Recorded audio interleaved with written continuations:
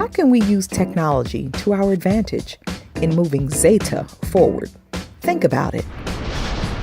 Membership applications, dues, training, even small meetings to make our sisterhood more effective, more efficient. Let's hear what Sora Valerie Hollingsworth-Baker has to say in this segment of Campaign Conversations. Hi, I'm Michelle Stephen, member of Zeta Phi Beta Sorority Incorporated, and we are here today to chat with Valerie Hollingsworth-Baker. She serves Zeta Phi Beta Sorority as our National First Anti-Bacillus, or our National First Vice President, and she is in charge of membership for the entire organization. We also have with us Simone Safford, who is a member of Rho Omicron Zeta chapter of Staten Island. Welcome, ladies. Well, thank you all so much for coming over today. I really appreciate it, and I look forward to the discussion that we're going to have about my platform, because it's so important that I'm able to articulate what I feel that I can bring to the organization. And I think by having this kind of encounter, it will be really great to be able to talk about it in segments and make sure that everyone understands where I'm coming from. So I really thank you both. Well, I'm happy to be here because most of our members don't get an opportunity to get this close to someone with your office in Zeta. Mm-hmm. So I'm happy to be able to come here and be able to ask you some questions that I have, probably even some questions that other sorors may have about your candidacy for the highest office in Zeta Phi Beta sorority. So I'm happy to be here. Thank you. So we're here today to talk with Valerie Hollingsworth-Baker, who I'm just going to call Val because I've known you for, let's just not say how many years. But Valerie is running for the highest office in Zeta Phi Beta Sorority Incorporated. And we want to talk to you today to be able to understand what your programmatic thrusts are. What is it that you plan on doing for our beloved sisterhood? And one of the things that we want to start off on is technological advancements. Now, during our time, I don't want to make us sound like dinosaurs, but during our time, there was no such thing as the internet. But now we have the internet, and we have all of these applications, and we have all of these programs that we can use to keep in contact with our sisters who are in the Middle East, in the Far East, and just all around the planet. And so how do you look at technological advancements and where they have their place in the sorority? Well, thank you, Michelle. That's a very good question, because what I see here is that I've tried to break down my strategic plan into a prioritization of goals. And my first goal is going to be technology, which will deal with the infrastructure for Zeta Phi Beta sorority. I feel that we have to build up the infrastructure because we need to tighten it up. We need to make sure that we'll be able to do such things as paying our dues online, paying our MIP fees online. We need to be able to have a portal where members can go in and do that, as well as update all of their information, where we don't have to worry about national headquarters staff doing that. We also would need to make sure that we are connected with our website. We need to update that. We need to have a members only section. We need to put our documentation in there where people will be able to view what they need to have as far as their documents for yearly use. We need to be able to have discussion portals, and we need to also tighten up what we do for our overseas members, because they suffer sometimes because their time difference, how we send materials on to them, how the communication is. So all of that would be tightened up with the infrastructure that I plan on putting in place.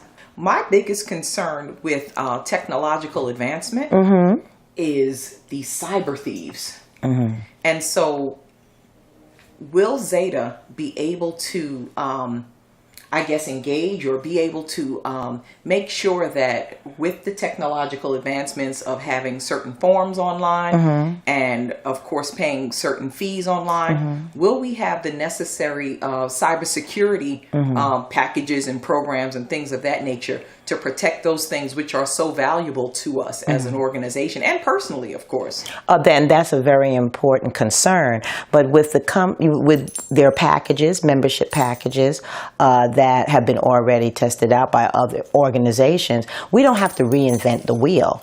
We'll be able to take from there, and mostly the companies that we talk about, they already have their own standardization where they're entrusting and encrypting your information so that you would feel more safer having that. And then, of course, we're going to have MIP online where we'll get rid of all of this paper. I can take you and show you the tons of boxes of paper I have in my home, but all of that will disappear because with the security measures that we will take and making sure that we update our system so that we are able to make it easier to do business with us. Our sisterhood is our clients, and we need to make sure that they are satisfied because they are paying their dues for this kind of service that they so deserve. Absolutely. Now, when you talk about technology and updating our sorority system, you do know that all of us are not techies. Right. We do have sorors who they're not into technology like some of the younger sorors are. And they prefer to do things by pen and paper, write a check, the old-fashioned way, because to them it's safer. It's tried and true. So do you mean having these updates as a option? Or that's the only way? We can only do this electronically. Because people still like to have options because things break. Technology is convenient, but it's not always safe. And you said that you were concerned about hacking and cybersecurity. You don't have to worry about that with pen and paper. I still write a check for my mortgage, so I know exactly what you mean. So, well, you're absolutely it has correct. its place. So I think, and I'm not dictating anything, but it's something to think about, that some of us like to use technology for some things and not others. So I don't know how you would balance that out, because you still have some of us that like to pay our dues with cash. That's true. And that's just the reality that we're in. So I don't know, how would you balance that? Well, first of all, what you have to understand is that we're a corporation, and I work in corporate America, always have, and I'm in the systems area. Now, technology, for all of what I have heard from the sisterhood, everyone wants to have something different in terms of being able for us to do business easier. Okay. So even if we have those that may still want to pay by cash or pay by check, what will happen is that when we put this system out, and the system will take about 9 months to do the entire spectrum of what I'm thinking about, which is also in my plan. But we're going to roll it out in quarters.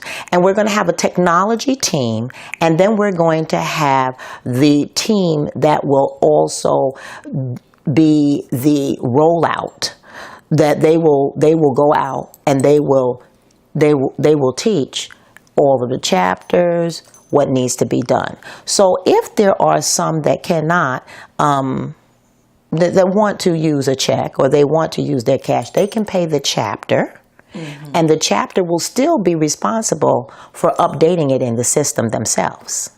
Because, see, we need to get our staff at headquarters, we need to get them to be able to do more than what they're doing now.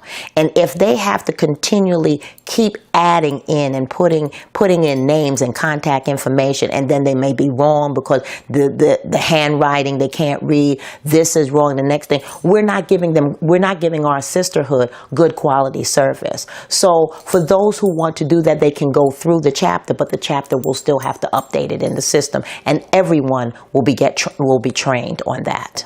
So basically, if I'm hearing you right, electronic systems is going to be the way to go. Yes. Whatever methods individual chapters are using is what they're using. But Zeta Phi Beta sorority will be going electronic. Yes. Okay. And we'll be doing it in increments. It's not going to be something that's going to happen overnight. Right. Because I'm not promising anyone that this is going to be an overnight situation. But we have to go in order, and we have to prioritize what is most important and then work from there. Because that's the only way that we're going to get our systems up and running and getting what we need to get done in a timely fashion.